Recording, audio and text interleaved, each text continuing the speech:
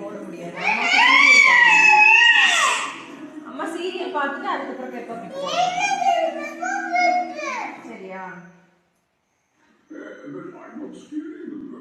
என்ன அதிகமா சீரியல் பாக்குறேம்மா. அம்மா கொஞ்சம் சீரியல் பார்த்துக்கிறேன்.